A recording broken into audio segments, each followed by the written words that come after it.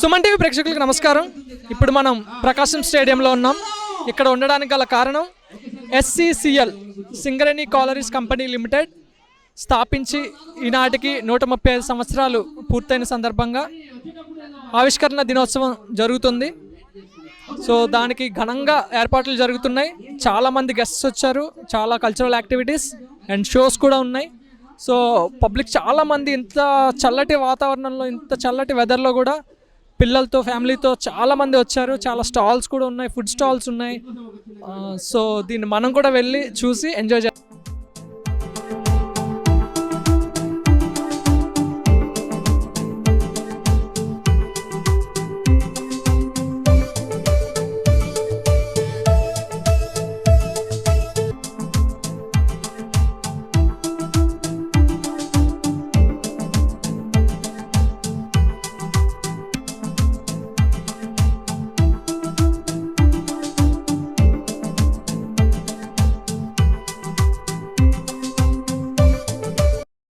నమస్తే sir. Sir, చూస్తే వేడుకలు చాలా ఘనంగా జరుగుతున్నట్టు అనిపిస్తుంది. ఇక్కడ చూస్తే అవేర్నెస్ కోసం పెట్టినట్టు అనిపిస్తుంది సార్. అసలు ఇది ఏంటి, ఇక్కడ ఏం జరుగుతుందో ఒకసారి ఎక్స్ప్లెయిన్ చేయండి సార్. ఓకే, రెస్క్యూ సర్వీసెస్ అండి ఇవన్నీ. అండర్గ్రౌండ్ మైన్లో ఏమన్నా ఇన్సిడెంట్ జరిగినప్పుడు మనము ఏ విధంగా సునాయాసనంగా వాటిని బాడీస్ని బయటకు తీయాలి, లేకపోతే ఆ ప్రమాదం నుంచి ఏ విధంగా రికవర్ చేయాలి, దానికోసం ఇవన్నీ హైడ్రాలిక్ టూల్స్ తయారు చేశారు. యాక్చువల్గా మనకు బ్రీతింగ్ ఆపరేటర్స్ అని ఉంటాయి. ఇర్రెస్పిరబుల్ అట్మాస్ఫియర్లో పనిచేయడానికి మనకు different types of breathing operators ఉన్నాయి. ఇప్పుడు BG-174 అని, PSS BG-4 అని, బయోప్యాక్ అని, ఇట్లా డిఫరెంట్ టైప్స్ ఆఫ్ ఆపరేటర్స్ ఉంటాయి. ఆ ఆపరేటర్స్ మేము ట్రైన్డ్ అప్ అయి ఉంటాము, రెస్క్యూ ట్రైన్స్ ట్రైన్డ్ అప్ అయి ఇన్ కేసు ఎక్కడైనా గ్యాసెస్ కానీ ఇలాంటి ఫైర్ ఏమైనా జరిగినప్పుడు అక్కడికి వెళ్ళి మేము ఆ అట్మాస్ఫియర్లో, ఇర్రెస్పిరబుల్ అట్మాస్ఫియర్లో ఆ మాస్క్ అవన్నీ వేసుకొని అక్కడికి వెళ్ళి పనిచేసి అక్కడున్న బాడీ ఏదైనా ప్రమాదం జరిగినప్పుడు ఆ ప్రమాదాన్ని నివారిస్తాము. లేదంటే ఫైర్స్ అలాంటివి ఏమైనా జరిగినప్పుడు ఆ ఫైర్స్ ఏ విధంగా అరికట్టాలనే ఉద్దేశంతో లోపలికి వెళ్ళి ఫస్ట్ ఇన్స్పెక్షన్ చేసిన తర్వాత దాన్ని ఏ విధంగా అరికట్టాలనే ఉద్దేశంతో చూసుకొని ఒక ప్లాన్ ప్రకారంగా దాన్ని అరికట్టడం జరుగుతుంది. అదేవిధంగా ఒక రూఫ్ ఫాల్స్ అలాంటివి జరుగుతూ ఉంటాయి. రూఫ్ ఫాల్స్ జరిగినప్పుడు వారి కింద బండ కింద మనుషులు ఎవరైనా పడిపోయినప్పుడు అట్లా మనకు లిఫ్టింగ్ బ్యాగ్స్ ఉంటాయి. 12 turns, 24 tons and 36 tons and 54 turns వరకు కూడా లిఫ్టింగ్ బ్యాగ్స్ ఉంటాయి.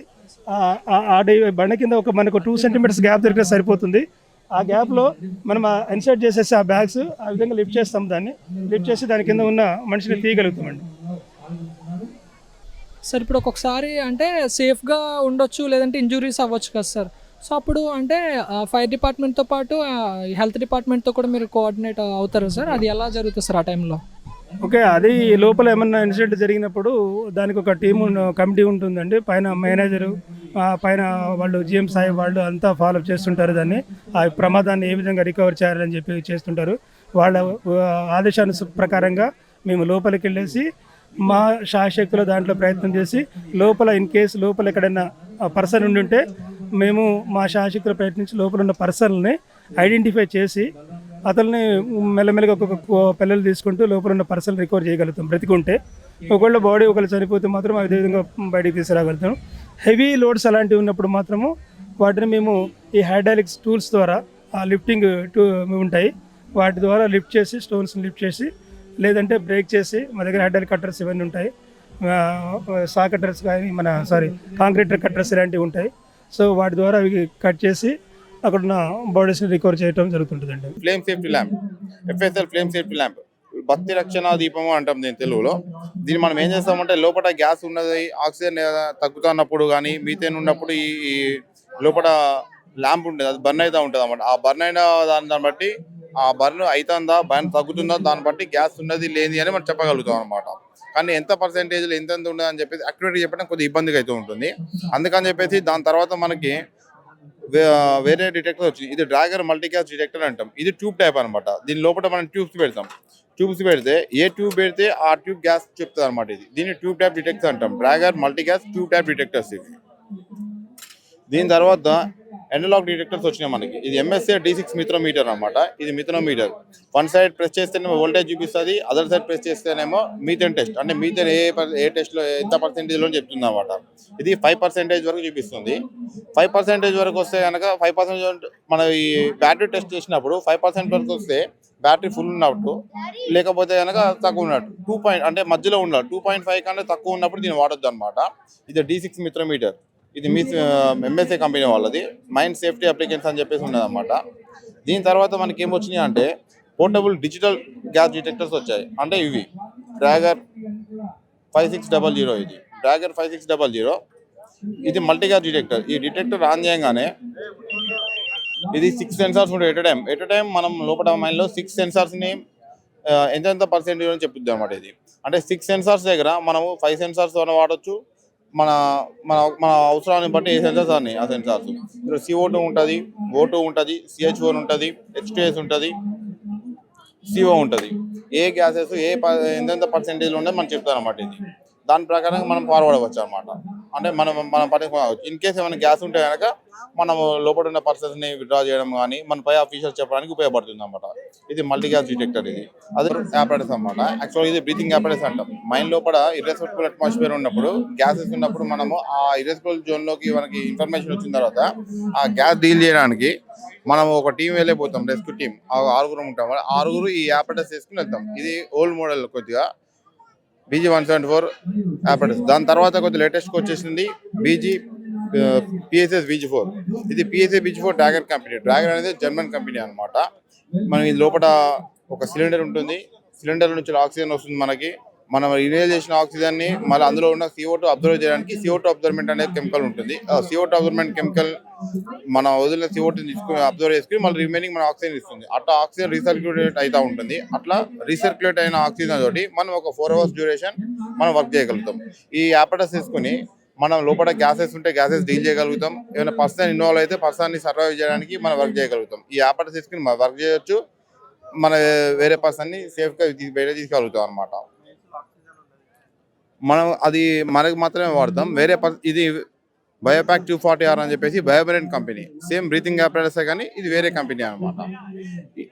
ఈ apparatus బ్రీతింగ్ apparatus వేసుకుని మనం వర్క్ చేయగలుగుతాం. కానీ థర్డ్ పర్సన్కి ఆక్సిజన్ ఇవ్వలేమన్నమాట. థర్డ్ పర్సన్కి ఆక్సిజన్ ఇవ్వాలి అంటే మనకి రివైవింగ్ apparatus కావాలి. రివైవింగ్ apparatus అంటే ఇది కేర్వెంట్, ఇది కేర్వెంట్, ఇది మ్యాక్సిమం అనమాట. అంటే థర్డ్ పర్సన్ ఎవరైతే ఇన్వాల్వ్ అయి ఉన్నారో ఆ పర్సన్కి మనం ఆక్సిజన్ అప్లై చేస్తాం. ఇది డైరెక్ట్ వస్తుంది అన్నమాట ఆక్సిజన్. ఇందులో ఎటువంటి CO2 అబ్జర్వ్మెంట్ ఉండదు. Open circuit. ఇది ఆక్సిజన్ డైరెక్ట్ పర్సన్ తీసుకుంటాడు. అవసరమైతే పర్సన్ తీసుకోలేనప్పుడు కూడా ఫోర్స్ తోటి పర్సన్కి ఇస్తుంది కాబట్టి ఆ పర్సన్ని మనం ఈ స్ట్రక్చర్ మీద తీసుకోగలుగుతాం అనమాట. ఒకవేళ ఆ పర్సన్ మన దగ్గర ఈ బ్రీతింగ్ apparatus ఏం లేవు, మన గ్యాస్ ఉందని చెప్పేసి డిటెక్టర్స్ ద్వారా కానీ మన గ్యాస్ ఉందని చెప్పేసి తెలిసినప్పుడు, మనకేమైనా డౌట్ వచ్చినప్పుడు కానీ మన సూపర్వైజర్స్ లోపల మనకి చెప్పినప్పుడు గ్యాస్ ఉందని, అప్పుడు సెల్ఫ్ రెస్క్యూవర్స్ ఉంటాయి మన దగ్గర. సెల్ఫ్ రెస్క్యూవర్ అంటాం. దీన్ని ఎస్కేప్ apparatus అనుకుంటాం అన్నమాట. ఇర్రెస్పెక్టబుల్ అట్మాస్ఫియర్ అని అనిపించినా, మనకి ఎవరైనా చెప్పినా ఆ అట్మాస్ఫియర్ నుంచి ఎస్కేప్ అవ్వడానికి వాడతాం కాబట్టి దీన్ని ఎస్కేప్ apparatus అంటాం. కానీ ఇవి సెల్ఫ్ రెస్క్యూవర్స్ అంటాం. ఇది CI30, ఇది Rakshak Kavach, super chemicals company. అయితే ఇందులో పొటాషియం సూపర్ ఆక్సైడ్ అనే కెమికల్ ఉంటుంది. ఈ క్యాప్ ఓపెన్ చేయగానే క్యాటరేజ్ ఓపెన్ అవుతుంది. క్యాటరేజ్లో నుంచి 4 to 5 liters oxygen at time వచ్చి బ్రీతింగ్ బ్యాగ్ ఫిల్ అవుతుంది. ఆ బ్రీతింగ్ బ్యాగ్ ఆక్సిజన్ ఒక్కసారి తీసుకున్న తర్వాత మనం వదిలిపెట్టిన ఆక్సిజన్లో కార్బన్ డైఆక్సైడ్ ఉంటుంది. ఆ కార్బన్ డైఆక్సైడ్ పొటాషియం సూపర్ కెమికల్తో రియాక్షన్ జరిగి మనకి ఆక్సిజన్ వస్తుంది. ఆ విధంగా మనకు 30 minutes వస్తుంది.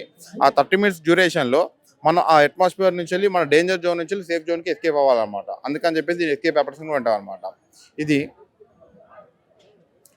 ఇది PSS 500 అన్నమాట. ఇది జనరల్గా మనకి ఫైర్ యాక్సిడెంట్స్ జరిగినప్పుడు కానీ ఆ fire accidents fire services deal చేసేటప్పుడు మనం దీన్ని వేర్ చేస్తాం. బ్రీతింగ్ apparatus అవి వేయమన్నమాట. ఎందుకంటే అందులో ఆక్సిజన్ ఉంటుంది కాబట్టి ఫైర్కి ఆక్సిజన్ వస్తే మళ్ళీ ప్రమాదం జరుగుతుంది కాబట్టి దీన్ని వాడతాం. ఇందులో వాడేది జనరల్ ఎయిర్ వాడతాం. అంటే జనరల్ అట్మాస్ఫియర్లో ఏదైతే గాలి ఉంటుందో ఆ గాలి సిలిండర్స్లో ఫిల్ చేసుకుని వాడతాం. ఇది ఓపెన్ సర్క్యూట్. గాలి తీసుకున్న తర్వాత గాలి వదిలేస్తే మనం వదిలిన గాలి వెళ్ళిపోతుంది బయటకి. ఇది అన్నమాట. ఫారెస్ట్ డిపార్ట్మెంట్ వాళ్ళు కూడా ఇక్కడ చుట్టుపక్కల చూస్తే మీరు చాలా రకాల ప్లాంట్స్ అవి తీసుకొచ్చి పెట్టారు.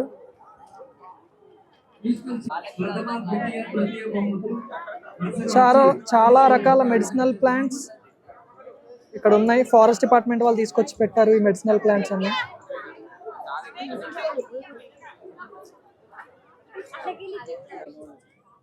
Working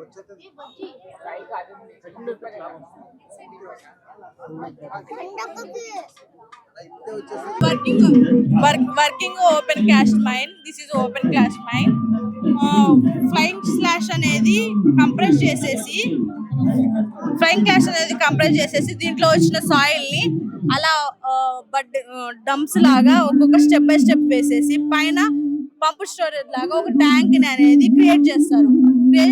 ఇక్కడ మైన్ వాయిడ్ అనేది క్రియేట్ చేస్తారు. రెయిన్ వాటర్ అనేది దీంట్లో స్టోర్ చేసేసి ఇక్కడ నుంచి ఆ పైప్స్ ద్వారా పైకి పంపిస్తారు. అలా ఆ పైప్ ద్వారా పైకి పంపించడం వల్ల ట్యాంక్ లో వాటర్ అనేవి సప్లై అవుతాయి కింద నుంచి పై వరకు through the help of solar power. And this process will be shown on morning time. Solar power will shown on morning time and evening time మళ్ళీ ఆ పైప్స్ లో నుంచి ఈ టర్బన్స్ లోకి వచ్చింది. ఈ టర్బన్స్ లో ఏమైందంటే హైడ్రో ఎలక్ట్రిక్ పవర్ అనేది జనరేట్ అయ్యేసి కాలనీస్ కి అండ్ ఆల్ ఆర్ మైన్స్ కి సప్లై అయ్యింది ఎలక్ట్రిసిటీ అనేది. ఈ కాలనీస్ మీద ఒక్కొక్క హౌస్ మీద సోలార్ ప్యానెల్స్ అనేవి ఎలక్ట్రిసిటీకి సప్లై చేసింది. హౌస్ కి సప్లై చేసిన దీని నుంచి వచ్చిన వాటర్ అనేది దీనిలోకి ఈ వాటర్ అనేది వేస్ట్ అయిన వాటర్ STP లోకి వస్తాయి, సీవేజ్ ట్రీట్మెంట్ ప్లాంట్ లోకి వస్తాయి. ఇది వచ్చిన తర్వాత సోలార్ ప్యానెల్స్ అనేవి వీటికి హెల్ప్ చేస్తాయి ప్యూరిఫై చేయడానికి వేస్టేజ్ వాటర్ అనేది. ఈ మధ్యలో ఉన్న స్పేస్ అనేది గార్డెన్ కి అండ్ పార్క్ అండ్ ఫౌంటైన్ కి సప్లై చేస్తారు ఈ ప్యూరిఫై అయిన వాటర్. ఫిల్టర్ బెడ్ అనేది ఏంటంటే వాటర్ లో శాండ్ అండ్ బొగ్గు కోల్ అనేది వాటర్ ని ప్యూరిఫై చేసేసి కాలనీకి డ్రింకింగ్ వాటర్ అనేది సప్లై చేసింది. ఆర్ ఇక్కడ సెటిలింగ్ ట్యాంక్ అనేది ఉంది. ఈ ట్యాంక్స్ లోకి సప్లై చేసేసి through the power generation station ద్వారా సెటిలింగ్ ట్యాంక్స్ లోకి సప్లై చేస్తారు. పంపింగ్ అయితే ఇక్కడ పంపింగ్ అవ్వగానే ఇవేం చేస్తాయంటే ప్యూరిఫై చేసి వ్యవసాయంకి పనిచేస్తాయి వాటర్ అనేవి. తర్వాత